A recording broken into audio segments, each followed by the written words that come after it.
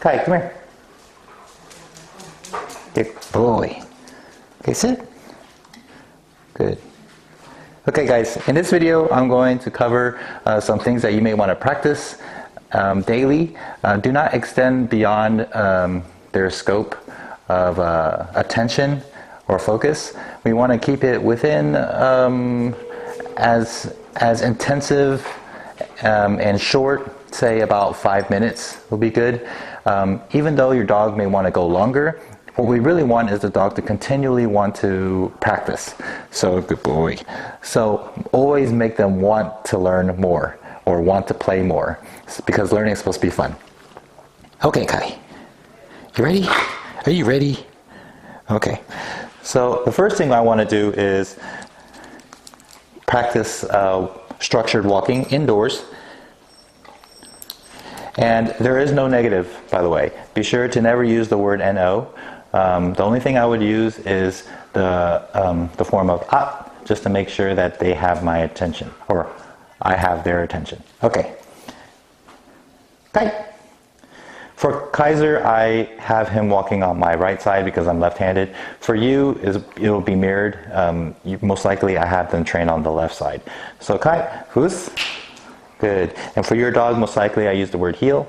And we're going to walk against an object, towards and against an object, so that they're as close as possible, like Kaiser is. Good boy. Okay, walk this way. Stop. Good stop. Walk. This way. Good. Stop. Good stop. Good boy. Yes. Oh, are you okay? It's okay. Good boy. And whenever we're not going to go against the wall, I want to practice to work around the dog when I walk. That way, it makes sure that they don't walk in front of me. Can I walk? Good boy. Walk. Good boy. Walking in circles may seem silly, but it makes it as structured as possible for them to understand never to walk past you. Sit. Good. I always point at my face because eye contact is really important. Yes! Good boy. Okay, Kai. The other practice, after doing that for maybe 1 minute, the rest of the 4 minutes is going to be just luring. Come here. Let me take this off. Good boy. And I always use my finger to point where I want the dog to focus and lure to. Kai, come here. Leave it. Weave. Good weave. And he's already a little bit ahead of, he's just really, how do you say, an overachiever. Face. Good. Weave. Weave. Weave. Good boy. Weave. Good boy.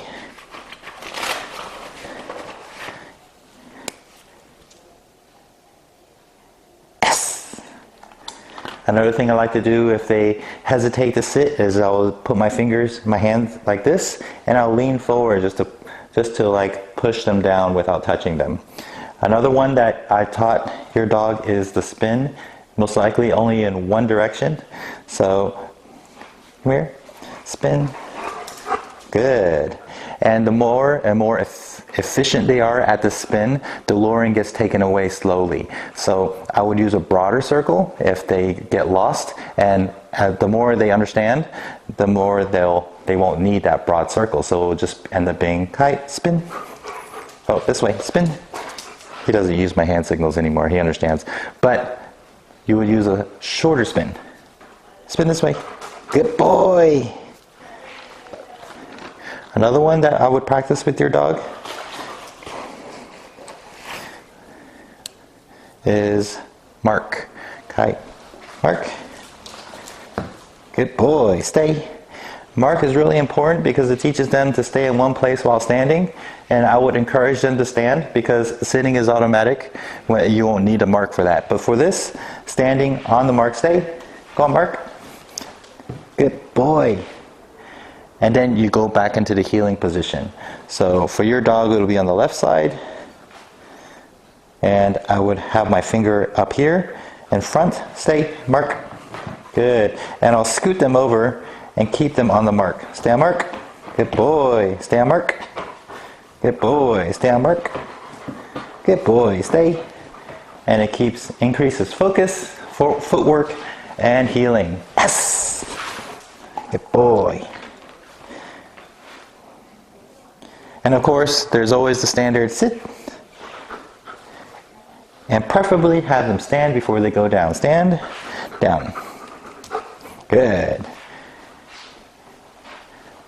And another thing that a more advanced method is to have them stay and face away.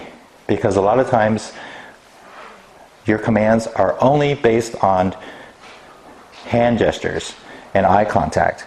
But if you can face away and walk around, or maybe stay, walk on top, then you know that they are 100% proficient in that skill. Yes! Good boy!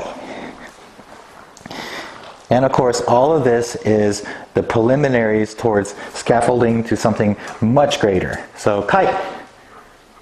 Go mark. Stay. Revere. Stay and mark. Revere. This will be considered guarding the position. So this could be a baby carriage, it could be your child, and he would understand that that mark is where he would have to stay in order to guard. Stay on mark and revere. Revere. Revere. Good boy. And I do believe some of my dogs have learned to go into center, which basically has them on mark. Keep them on mark. Spread your legs and point toward the center with a treat, preferably to start off, and eventually you should be just a point. Kite, center. Good boy, stay. And this also advances towards scaffolds, towards having them stay there. And canine, this means the shield is in front of you and your dog is protected in front, behind the shield with you. Kai, drop. And of course, you can just have them like this. It's a lot of fun, even though you're not going to be in law enforcement. But, Kai, stand. It's really fun to do because you can pivot around, back, back, back. And once they understand to stay in between your legs, then they understand to walk back. And so everything gets scaffolded together. The more you practice, the more you elaborate things, the better they become, just like anything else in life.